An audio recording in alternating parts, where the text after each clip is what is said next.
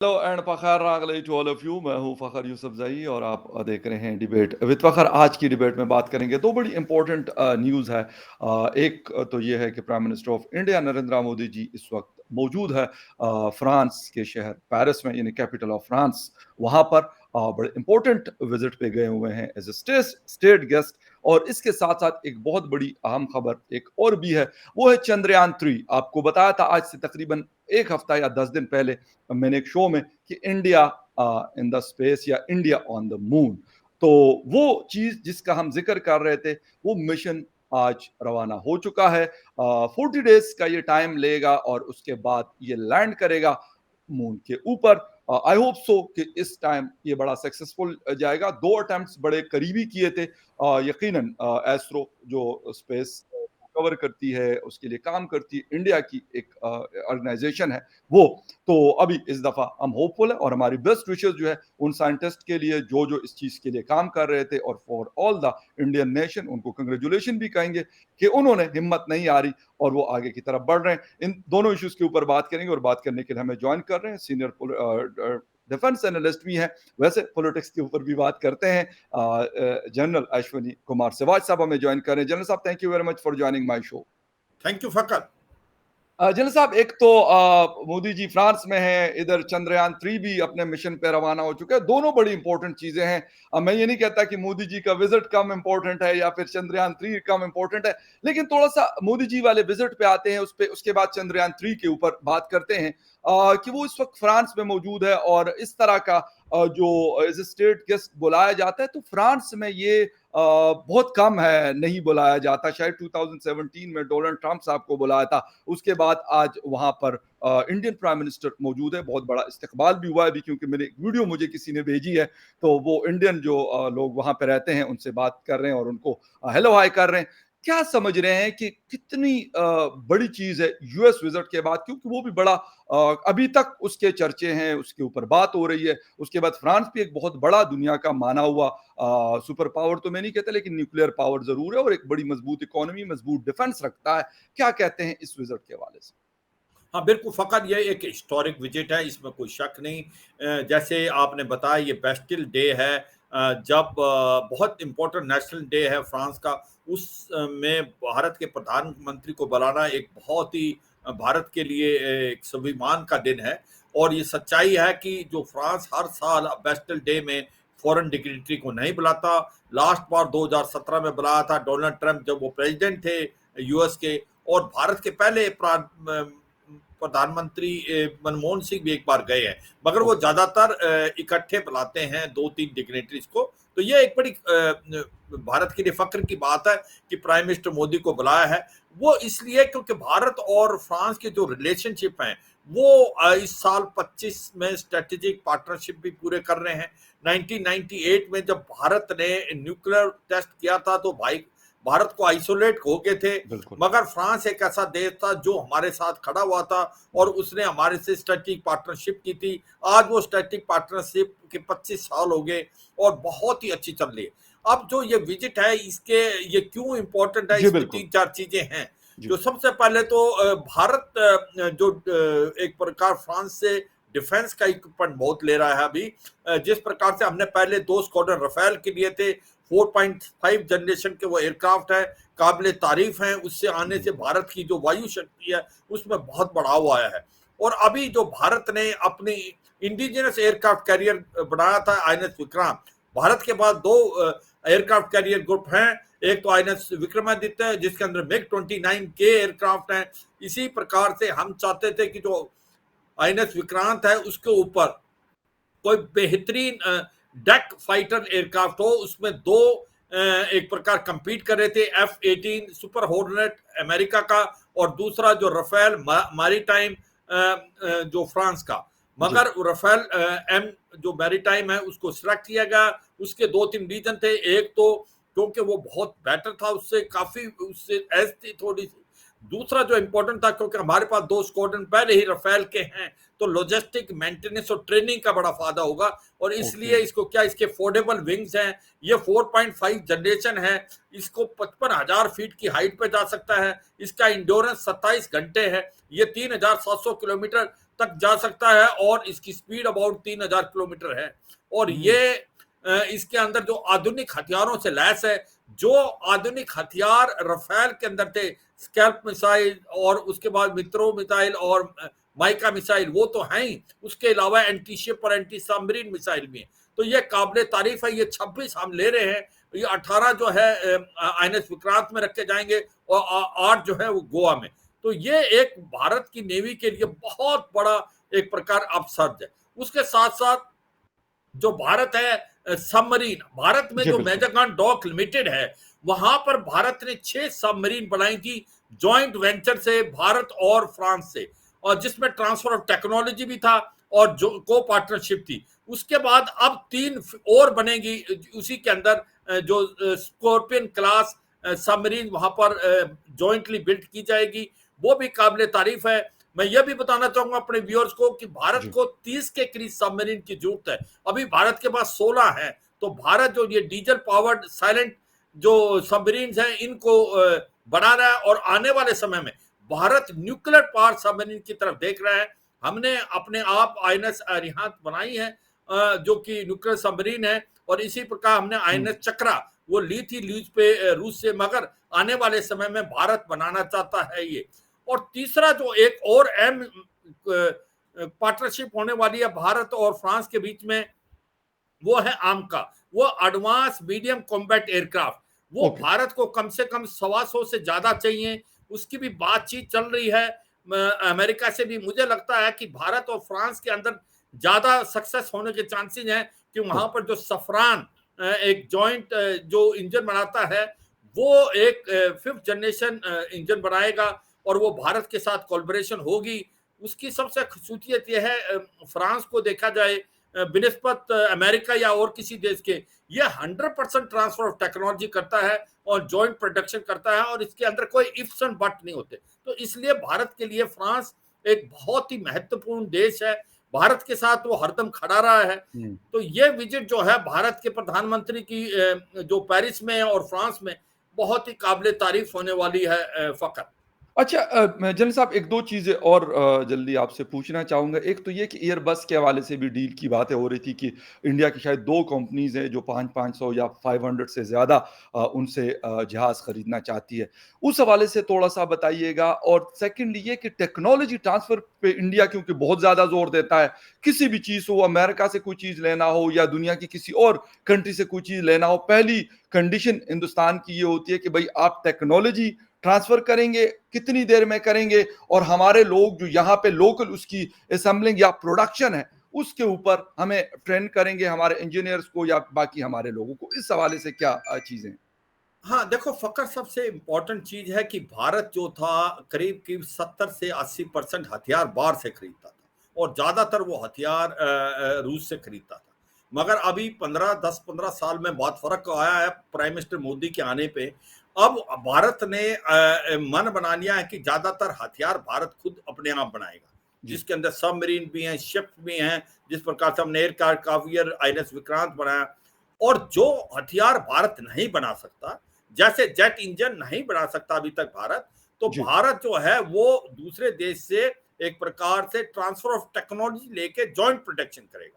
तो ये नहीं कि अब बायर और सेलर वाला जो पहले रिश्ता था वो हट गया है, अब को प्रोडक्शन जॉइंट प्रोडक्शन की बात हो रही है। जिस प्रकार से भारत ने अमेरिका में गए थे प्रधानमंत्री मोदी, तो जो जेट इंजन है, जो कि उनका एक प्रकार से जी एरोस्पेस बनाता है, उसका और एचएएल का मेल मिलाप होगा और वो जेट इंजन भारत में बनेंगे, ट्रांसफर ऑफ टेक्नोलॉजी होगा और मेक इन इंडिया। तो ये एक बदलाव है। इसके 2 रीजन है।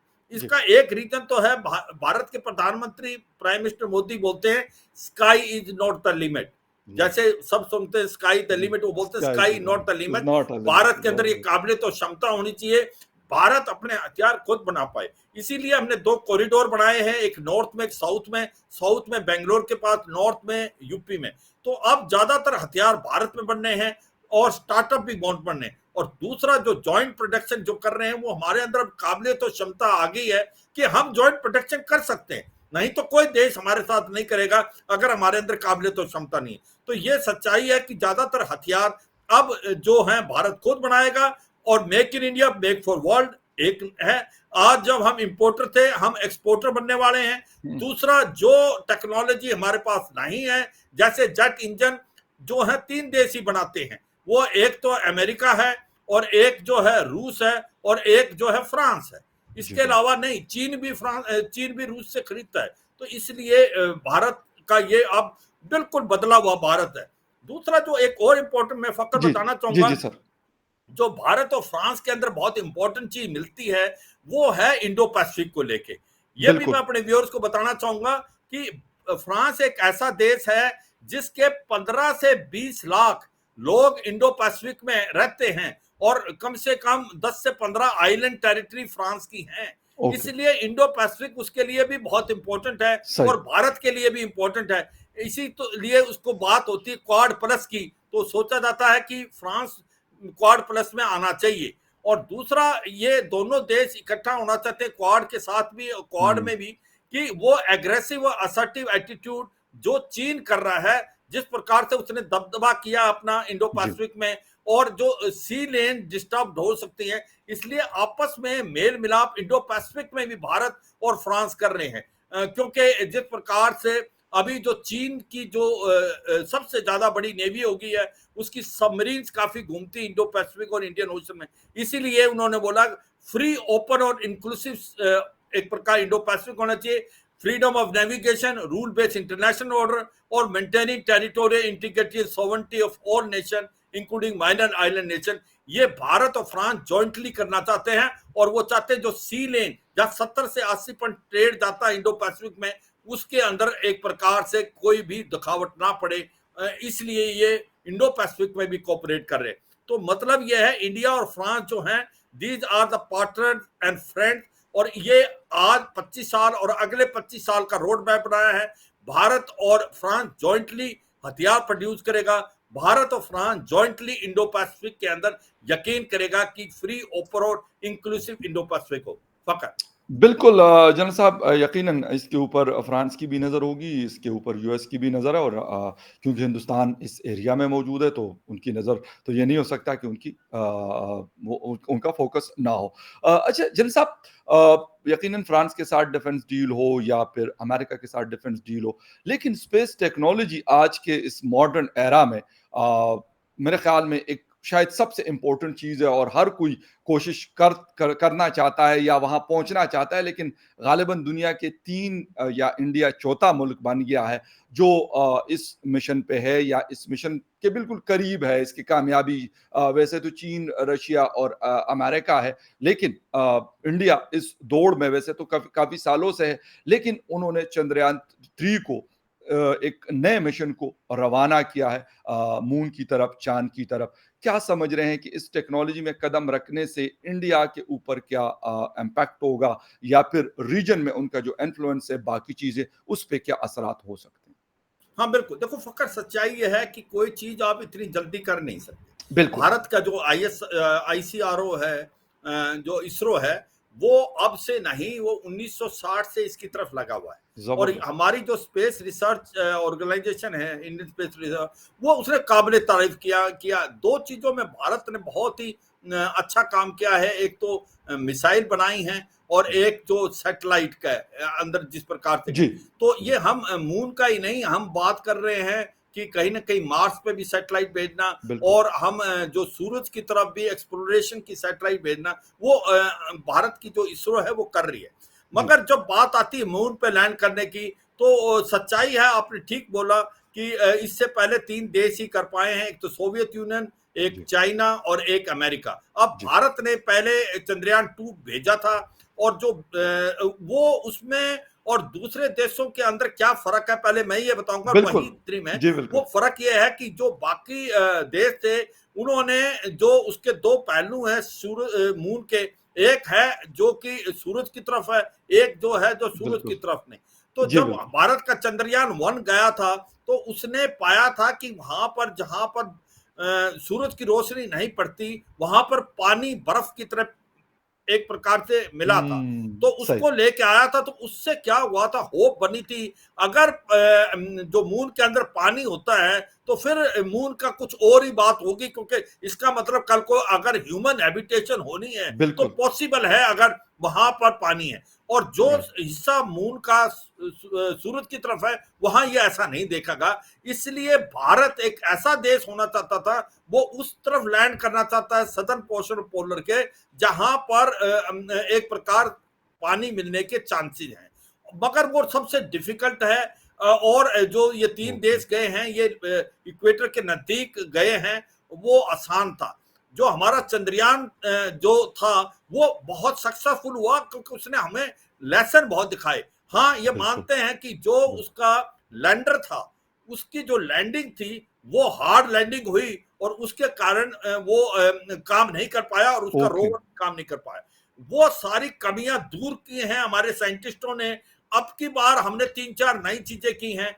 एक तो जो हमारा लैंडर होगा, पहले जो स्पीड वो ज्यादा थी, 3 मीटर पर सेकंड से ज्यादा जब लैंड कर रहा है, अब उसकी स्पीड 2 मीटर पर सेकंड ही की गई है। जबरदस्त। दूसरा, उसके पास जो पहले एक ही कैमरा था, अभी कैमरे भी 2 लगाए हैं जिससे वो देख पाए। तीसरा, जहां वो लैंड कर रहा था उसको इलाका दिया गया था कि यहां ही लैंड करना है, जो कि बहुत छोटा एरिया था। अब जो लैंड का उसको 3 किलोमीटर बाई 2.5 किलोमीटर दिया है, कि वो लैंडर जो है वो सेलेक्ट करेगा सॉफ्ट प्लेस, और ओ। उसके लिए उसको जो फ्यूल भी ज्यादा दिया है। और जैसा मैं अपने दर्शकों को बताना चाहूंगा कि 14 दिन जो अपने देश के, अपने वर्ल्ड के हैं या अपने अर्थ के, वो मून के एक नाइट है।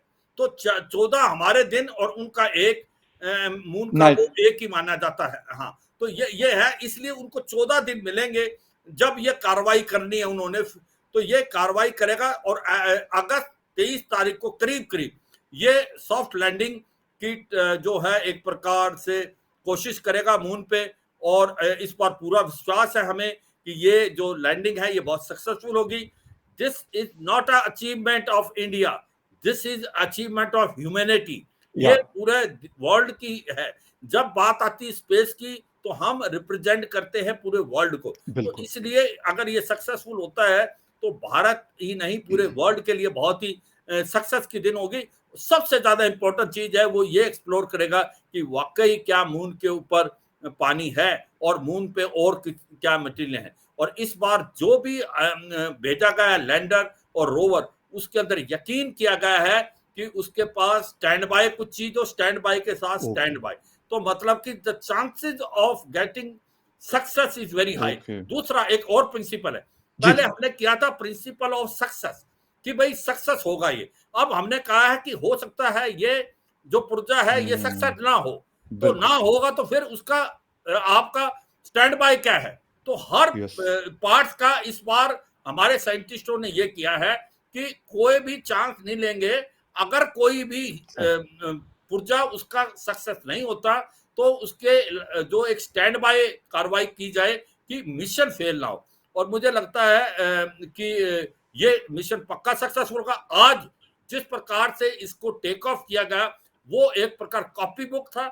हर चीज ओके। पैरामीटर बिल्कुल ठीक गई, राइट टाइम पे उसने टेक ऑफ किया। और जो उसकी 4 स्टेज आती हैं, कि वो 4 स्टेज पे फिर एंड में बिल्कुल। चला जाता है। बिल्कुल। 175 किलोमीटर की उस पे जो फिर वो लूनर के उसमें लूनर तो नहीं, जी। अर्थ के ऑर्बिट में आ जाता है, और फिर लूनर में जाए। वो जो कार्रवाई है बिल्कुल एक प्रकार कॉपी बुक की तरह गई है, बिल्कुल सक्सेस है। अब जो 6 वीक्स के अंदर 23 मार्च के करीब करीब अगस्त। ये, हाँ, 23 अगस्त के करीब करीब जो 6 वीक्स में वो एक सॉफ्ट लैंडिंग करेगा मून पे। बिल्कुल। और फिर अगले 14 दिन उसके बाद एक्सप्लोरेशन करेगा, और हमें जो अर्थ पे उसकी पिक्चर भेजेगा। मुझे लगता है फकर एक बहुत ही माइलस्टोन है, बिल्कुल। और ये भारत देश के लिए नहीं, ये पूरे वर्ल्ड के लिए एक प्रकार से सक्सेस की स्टोरी है, क्योंकि इसमें अगर कोई चीज मिलती है तो पूरे वर्ल्ड के लिए बिल्कुल। बात है। बिल्कुल सर और एक चीज़ जो मैंने इस हवाले से पढ़ रहा था, वो ये था कि कॉस्ट इफ़ेक्टिव बहुत है। दुनिया जो बाकी 3 कंट्रीज़ गए हैं, उनकी कॉस्ट जो आती है, ये उसके शायद अगर उसके $100 खर्चा आता है, तो इंडिया ने उसको 25 या $30 में किया। तो ये भी एक बहुत बड़ी चीज़ होती है कि आप अगर कोई $100 खर्च कर रहे हैं और आप 25 या $30 खर्च करके उससे अच्छी चीज़ बेचते हैं, तो ये भी एक बहुत बड़ी चीज़ है। और दूसरी बात ये है कि वो कंट्रीज़ रिसर्च एंड डेवलपमेंट या बाकी चीज़ों के ऊपर उनकी जितनी फंडिंग होती है, हम लोगों की उतनी नहीं है। पाकिस्तान की तो खैर मैं नहीं बात कर रहा, लेकिन हिंदुस्तान की भी इतनी नहीं है। उसके बावजूद उनके जो इंजीनियर्स हैं, लास्ट टाइम मोदी साहब ने उनको बड़ा हौसला दिया था कि भाई ये दुनिया है, आपको सक्सेस भी मिलेगा और आपको फेलियर भी मिलेगा, आपको आगे बढ़ना है। और ये नहीं है कि इंडिया अमेरिका या चाइना या रशिया का अनसक्सेसफुल नहीं गया होगा, बहुत दफा गया होगा, उन्होंने भी बहुत सारे अटेम्प्ट किए होंगे। तो इसलिए ये बात करना कि अगर ये पहली दफा अटेम्प्ट इसने कर लिया और सक्सेसफुल नहीं गया, दूसरी दफा तो ये बस ये तो पता नहीं क्या हो गया। No, that is not a end end therefore they are trying for their level best. बहुत अच्छी बात है।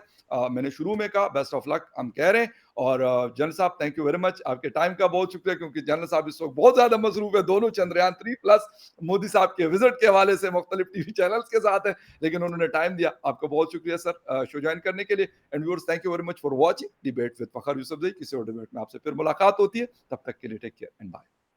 Thank you Fakhar, thank you. Thank you very much.